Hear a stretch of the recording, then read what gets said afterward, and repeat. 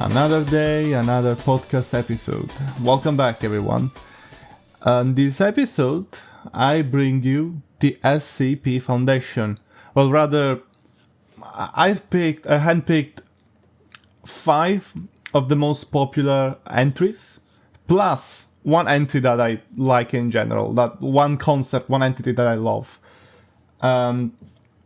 A very short introduction. If you guys don't know what the SCP Foundation is, which I find it hard to believe, because by now I think everyone knows, the Secure, Contain, Protect, that's the acronym, SCP Foundation, is basically a collaborative horror writing project. Well, the things don't have necessarily to be horror, to be honest. It's not always scary.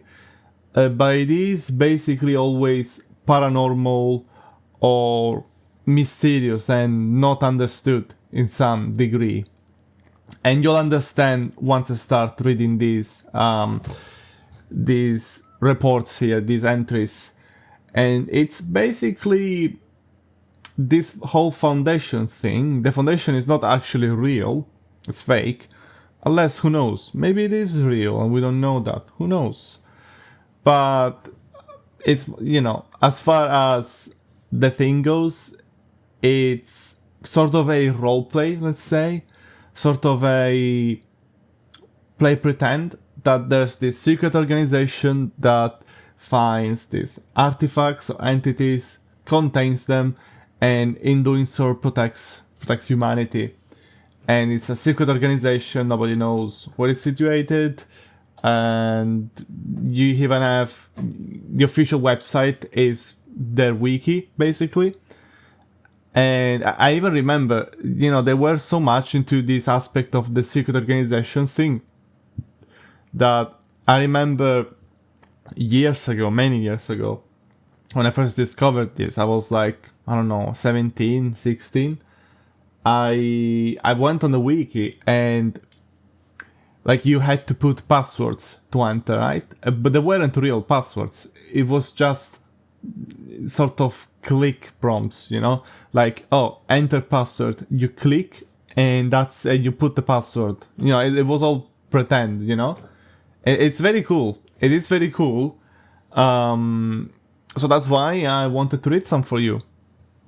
Now, in particular, these 5 entries I'm reading for you, these are all, and the bonus entry as well, these are all present in SCP Containment Breach, which was the game that I think really popularized this. It was very popular back then. When it came out, it was hugely popular. I remember Markiplier, PewDiePie, Jacksepticeye, every single YouTuber played it. And it was famous in Italy as well. And that's the game that made me, know of this SCP Foundation.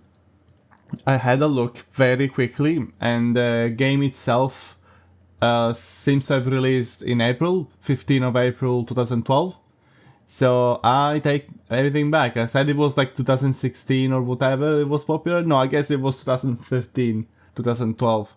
Because I remember even, all these big YouTubers will play the alpha versions, and this game was in development for ages. But that's enough about the game. Okay, we're here for the entries of these monsters. Well, it's a bit offensive, they're entities, I guess. Also, some of them you can't really describe as monsters, I guess. Anyway, let's get started. With SCP-173, here's the first one. The absolute first SCP ever created. In a post, I think on 4chan, I'm not sure. I think it was 4chan. In 2008, apparently. So this is pretty old. And I had no idea it was exactly that year. Because this means, it came out very close to Jeff the Killer, Slenderman, and, many other stuff. So it just seems like, okay, I guess all creepypasta sort of originated at a similar time. But I remember at least SCP sort of outlasted other creepypastas because it got popular I think, close to when the other creepypastas were losing steam, were losing popularity. That's when this one started. I guess it had its boom a bit later. Again, considering the game came out in 2012 and people played it for years. There were even cartoons of SCP done by a few users. But yeah, sorry guys, let's get going. SCP-173. Object class, Euclid. Which I have to explain. Sorry to interrupt. But the SCP Foundation has 3 classes of objects. Well, there's other classes, but the main 3, the most common, are Safe, Euclid, and Keter. And basically, it only refers to how easy it is to contain, not really how dangerous. Because a safe object could cause the end of the world, but maybe it doesn't have its own will, it's just like a weapon, so it can be contained very easily, all things considered. It's not gonna try to escape. I think the allegory was, it's safe if you put it in a cell or cage and it doesn't want to escape. And it's Euclid if it will try to escape, if you put it in a cell, and maybe you'll need a big cell or a cell with many different features or procedures to contain it. And then it will be Keter if it's basically impossible to contain. Either, it will try all the time to escape and it always escapes, like it's basically almost impossible to contain it. Or if you can contain it, it's extremely expensive to contain it. But again, it doesn't really say that much about the danger itself. Because some objects are Keter, like basically impossible to contain, but they are kind of innocuous, so it's not a big deal, I guess. And again, other objects, they will destroy the world, but it's okay. As long as you leave a jar of honey, it will not go away from the jar of honey, or something like that, Anyway, yeah, special containment procedures. Item SCP-173 is to be kept in a locked container at all times. When personnel must enter SCP-173's container, no fewer than 3 may enter at any time, and the door is to be relocked behind them. At all times, 2 persons must maintain direct eye contact with SCP-173 until all personnel have vacated and relocated and relocked the container. Description: Moved to Site 19-1993. Origin is as of yet unknown. It is constructed from concrete and rebar with traces of Krylon brand spray paint. SCP-173 is animate and extremely hostile. The object cannot move while within a direct line of sight. Sorry guys, I am very tired again. Line of sight must not be broken at any time with SCP-173. Personnel assigned to enter container are instructed to alert one another before blinking. Object is reported to attack by snapping the neck at the base of the skull or by strangulation. In the event of an attack, personnel are to observe Class 4 hazardous object containment procedures, which is not described here what they are. A lot of, especially in the early entries, a lot of things are left mysterious, which again, to me, adds to the scare factor, if anything to the intrigue. But I'm assuming it's just a type of weapon. Or again, tactics, procedures. Personnel report sounds of scraping stone originating from within the container when no one is present inside.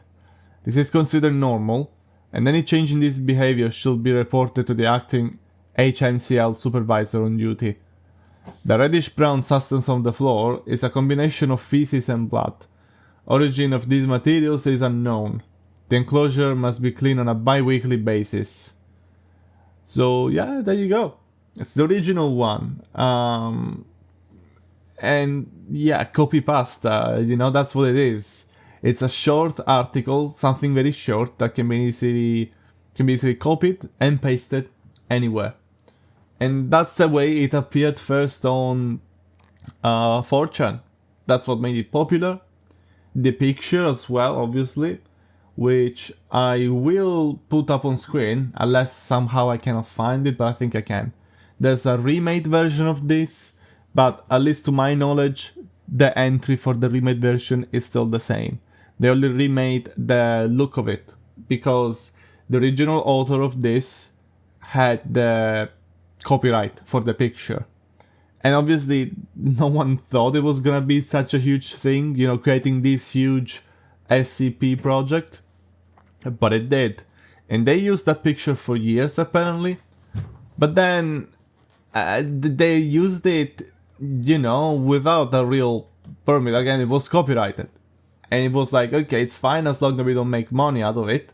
The creator never sued, the creator of the original picture. But then, some assholes apparently started trying to make money out of the picture.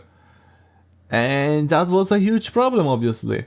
So, to avoid any legal repercussions, at least as far as I know, to avoid the repercussions, they, there's no picture in this article here, and developers of the Unity remake of the original Containment Breach made a new model for it. They sort of, remade it different, to look different. A bit scarier, I guess, but I mean, the original design is very iconic, so I will try to put up the original design on screen if I can. If I can't, I'm sorry guys, I tried my best, I guess. And to you, audio viewers, as usual, I'm talking about very popular things, and so you cannot see the pictures because you're only listening to the audio, but a very simple Google search, you'll find it 100%. SCP-173. Easy, found it. The peanut, they call it. So, it's the picture of the statue that looks like a peanut, basically. Yeah, that was it. This is a classic weeping angel kind of entity, You have to look at it. If you don't, I don't think it really teleports this one. Because it just seems that, if it teleports, it teleports, to longer and longer distances, the less people look at it. So that to me is not teleportation, that's just hyperspeed. Apparently moves crazy fast. It's a complete statue, it's rigid, it's made of concrete, I think it was saying, yeah. So, it's not like it moves limbs. It's just some sort of cursed statue. It's got some weird, I don't know, curse or something. So it moves very fast, sort of T-posing in a way. It doesn't really move its limbs. And that's probably the scraping sound that can be heard when no one is looking at it. It's moving around. That's it. It just moves around. That's why it's scraping on the ground. As for the feces, I have no idea. I guess it's sort of alive-ish. I don't know. But we can go to the next one.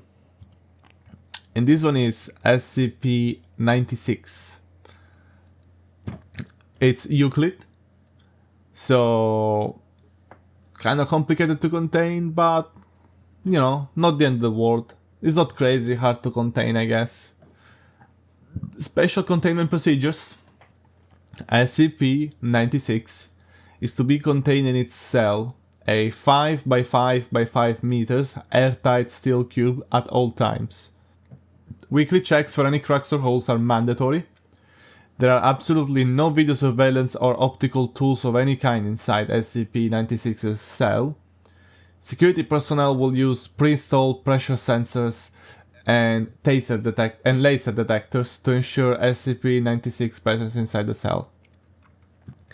Any and all photos, video, or recordings of SCP-96 likeness are strictly forbidden without approval from Dr. Censored and O5 censored again. SCP-96 is a humanoid creature measuring approximately 2.38 meters in height, Subject shows very little muscle mass, with preliminary analysis of body mass suggesting mild malnutrition. Arms are grossly out of proportion with the rest of the subject's body, with an approximate length of 1.5 meters each. Skin is mostly devoid of pigmentation, with no sign of any body hair. So basically, it's white, like albino, and no hair. Baldy, basically. SCP-96's jaw can open for up to 4 times the norm of the norm of an average human. So huge mouth. Other facial features remain similar to an average human, with the exception of the eyes, which are also devoid of pigmentation. It is not yet known whether SCP-96 is blind or not, shows no signs of any higher brain functions, and is not considered to be sapient. SCP-96 is normally extremely docile, with pressure sensors inside its cell indicating it spends most of the time pacing by the eastern wall.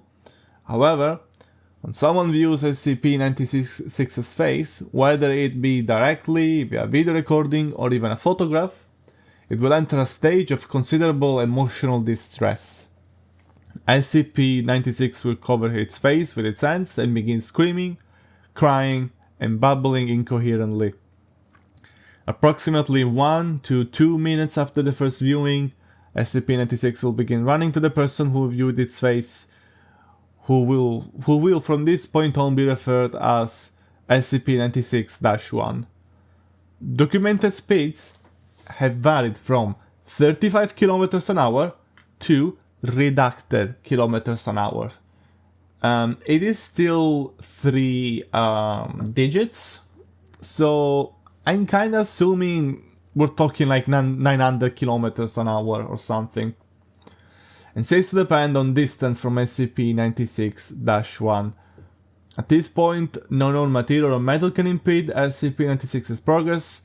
The actual position of 96-1 does not seem to affect 96's response. It seems to have an innate sense of -1's location. Note, this reaction does not occur when viewing artistic depictions. Okay, that's interesting. That is interesting. There's also a document here. I'm not gonna read it as well because it's gonna take ages. But you can see for yourself on the wiki if you're interested. Usually SCP will have related stories. Sometimes they're not connected to the main entry. Sometimes they're like creepypasta stories, basically using these characters. Everything, I mean, at least to my knowledge, almost everything in this wiki is free to use anyway. So that's a thing as well. You can create stories, fine, you know. I don't know if you can make money out of them. I'm assuming you can't. But you can use them in any case. Upon arriving at SCP-96's-1 location, SCP-96 will proceed to kill and data expunged.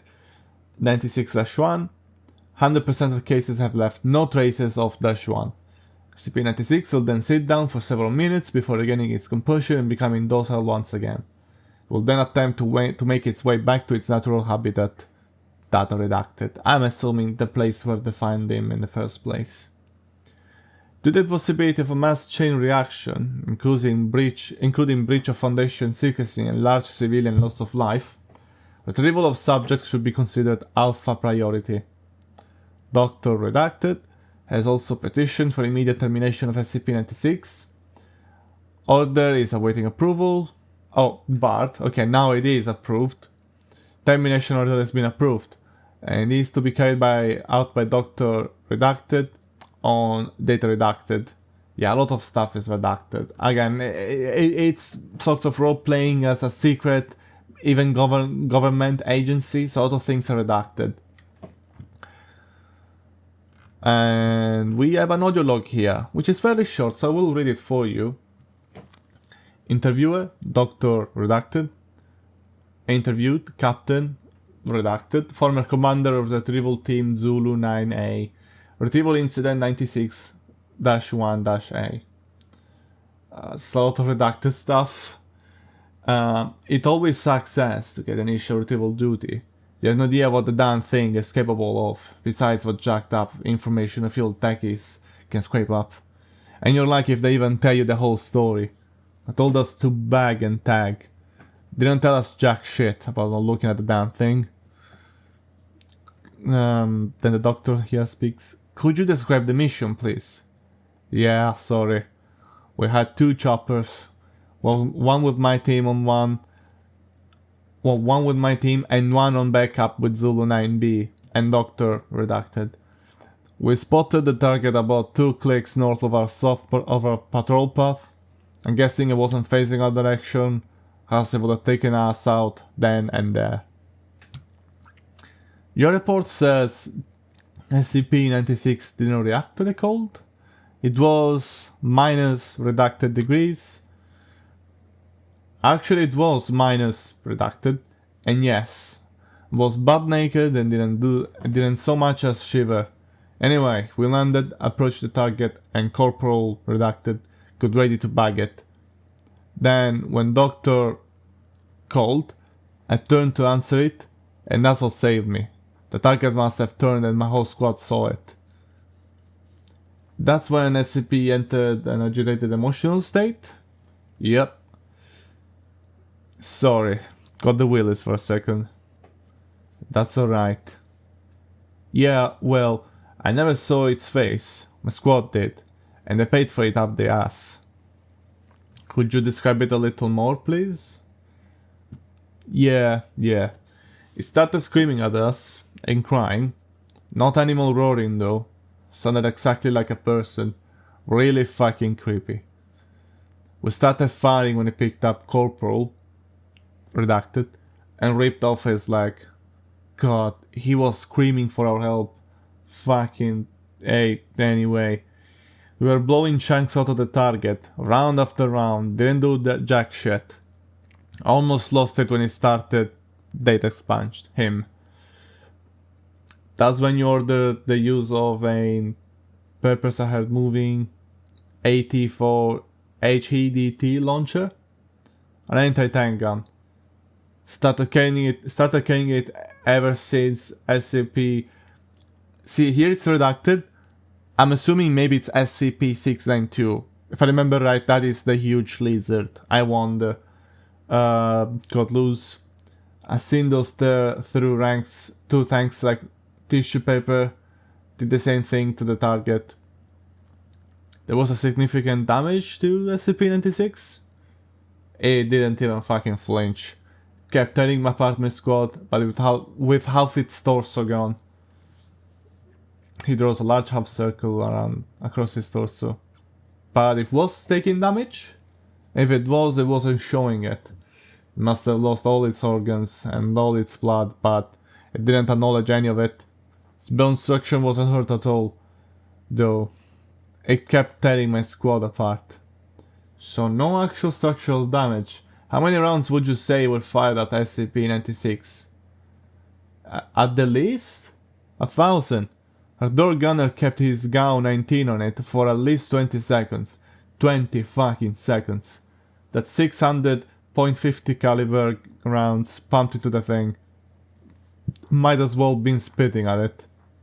This is when Zulu 9B arrived? Yeah, my squad was gone. Zulu 9B managed to get the bag over its head, and it just sat down. We got it into the chopper and got it out there. And got it here. I don't know how I never saw its face. Maybe God or Buddha or whatever thought I should live. The jackass. We have obtained an artist's depiction of SCP-96's face. Would you like to view it? You know, after hearing that thing scream and the scream of my man, I don't think I want to put a face to what I heard. No. Just no. Alright, I believe we're done here. Thank you, Captain. Chairs are heard moving, a footsteps leave the room. Captain, blah blah blah, is confirmed to have left interview. Let this be on record that I am formally requesting SCP-96 be terminated as soon as possible. Okay, so I did read the log for you, basically. The one I said I wasn't gonna read, that was it. Let's keep going. We got more. I'll be fast. And by the way, yeah, you have the description. SCP-96, like a tall, skinny, completely white guy, nothing in his eyes, like blank eyes. Again, no pigmentation, so completely white eyes. It's got long limbs and will basically tear and destroy anything apart if it sees its face. And that includes seeing its face through cameras, pictures, anything. You can only really draw him, and that's okay. But anything else, it will destroy you. And I don't think there's, anyone knows any way of destroying it. And this is again one of those famous ones.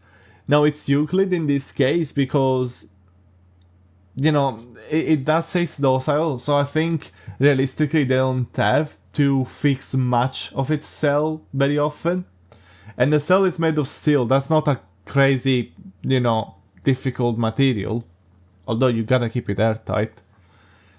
But yeah, you cannot see its face, you cannot show pictures and stuff. If this got out in the public, it could kill thousands of, if not millions of people. Because can you imagine news broadcasting this, live, and then everyone will have seen his face? This guy will be stuck killing 20,000 people a day for a month, with all the people that saw it. So pretty dangerous. Now we got SCP-106. And this one is even worse. Object class Keter. Special containment procedures.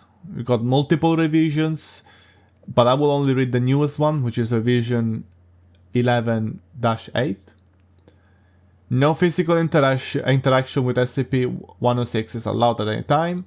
A physical interaction must be approved by no less than a 2/3 vote from O5 command. Any such interaction must be undertaken in AR2, its Roman numerals, maximum security sites, after a general non-essential staff evacuation. All staff, research, security, Class D, etc. are to remain at least 60 meters away from the containment cell at all times, except in the event of breach events. SCP-106 is to be contained in a sealed container comprised of lead-lined steel. The container will be sealed within 40 layers of identical material, 40 layers, each layer separated by no less than 36 centimeters of empty space. That is a crazy amount. Support struts between layers are to be randomly spaced. Container is to remain suspended no less than 60 centimeters from any surface by LO2D electromagnetic supports. So this thing is floating with magnets, basically, I think. Secondary containment area is to be comprised of 16 spherical cells, each filled with various fluids and a random assembly of surfaces and supports. Secondary containment is to be fitted with light system, capable of flooding the entire assembly with no less than 80,000 lumens of light instantly.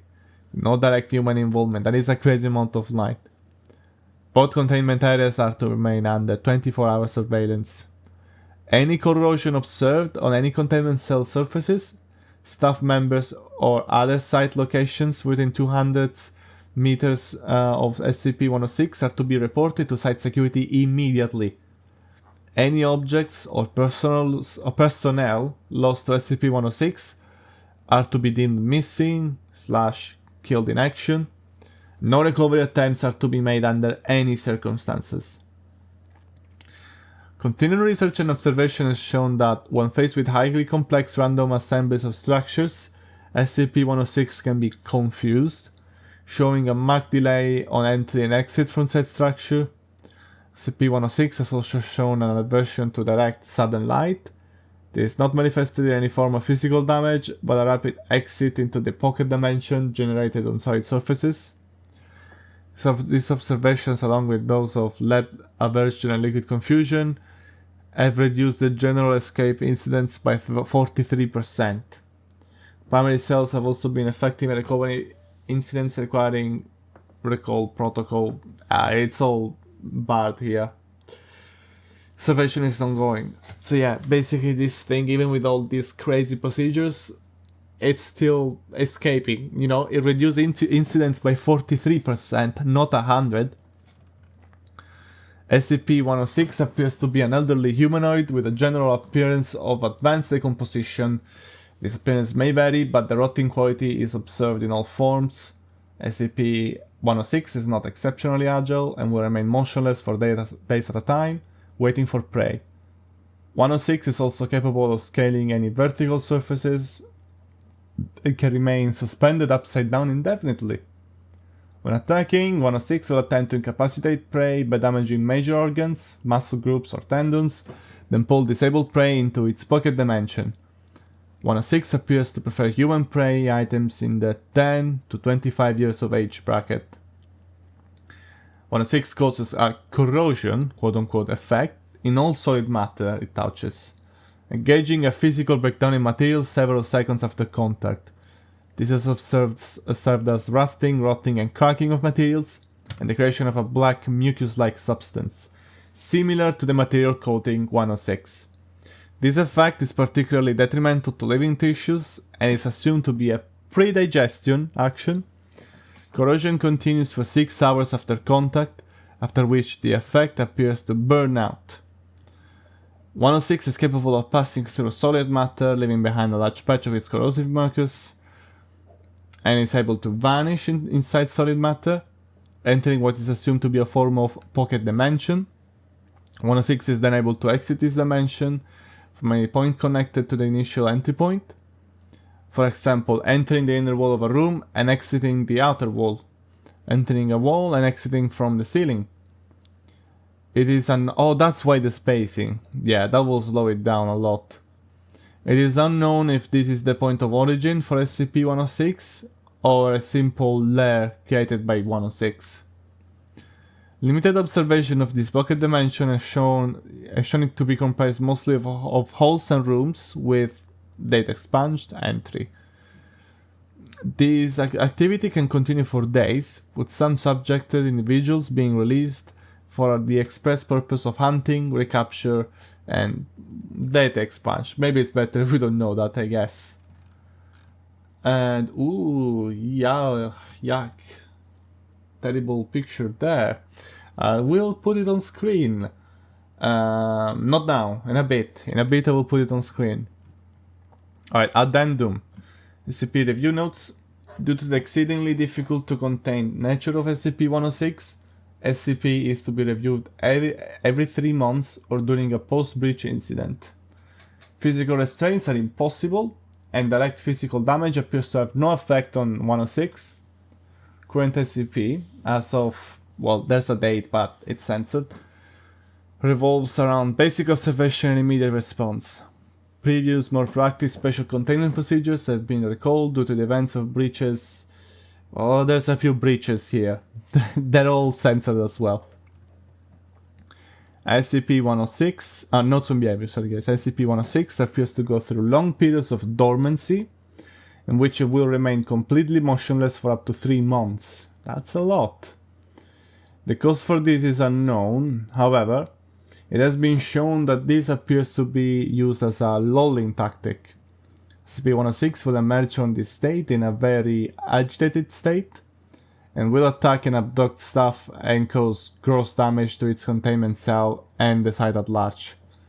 Recall protocol data expunged. SCP-106 appears to hunt and attack based on desire and not anger. Will attack and collect multiple prey items during a hunting behavior event, keeping many alive in the pocket dimension for extended periods of time. 106 has no determinable limit and appears to collect a random number of prey items during an event. The inner dimension accessed by 106 appears to be only accessible by 106. Recording and transmission devices have been shown to still operate inside this dimension, though recordings and transmissions are very degraded. It appears that 106 will play, quote-unquote, with captured prey, and appears to have full control of time, space, and perception inside this dimension. SCP-106 appears data expunged. Oh, but it is red, so it is a link. Let me see this quickly. Oh, there's a story. Okay, there's stories, quite a few. But if I start reading everything, we'll never finish with this. And in fact, I think I will have to split this into 2 parts even. My first 2-parter episodes. Crazy. Exciting. Then we have here recall protocol. Well, again, it's all redacted. In the event of a breach event by SCP-106, a human within the 10 to 25 years of age bracket will be prepped for recall, with the compromised containment cell being replaced and restored for use. When the cell is ready, the lure subject will be injured, preferably with the breakage of a long bone, such as the femur, or the severing of a major tendon, such as the Achilles tendon. Lure subject will then be placed in the prepped cell, and the sound emitted by said subject will be transmitted over the site public address system. Yeah, this is the classic femur breaker containment procedure for this SCP. Cause it's a piece of shit, basically. So you gotta sacrifice someone to recall this SCP. And the sad thing is, even with everything they do, they still cannot contain it forever. So they basically have to sacrifice people every now and then regardless. And that's why the SCP Foundation takes in a huge amount of prisoners from around the world. You know, from prisons, they'll take these people, you know, classify them as Class D, basically expendable people that they use for experiments, research, and they sacrifice in these scenarios as well. SCP-106 will typically begin to gravitate towards the lure subject within 10 to 15 minutes after hitting the subject. Should SCP-106 not respond to the initial broadcast, additional physical trauma is to be administered to the lure subject at 20-minute intervals until SCP-106 responds. Multiple lure subjects may be used in the case of major breach events. 106 will typically enter a dormant state after finishing with a lure subject. In addition, subjects may... I don't know, it's redacted. And now I will put up a picture of Agent Redacted after release, quote-unquote, by SCP-106. Subject had been missing for only 2 hours. Subject remained alive for 1 hour after release. Well, I'm assuming the decomposition effect kept lasting a bit after release. Or maybe the subject was somehow still alive. Like 106 has ways of keeping them alive even with crazy damage.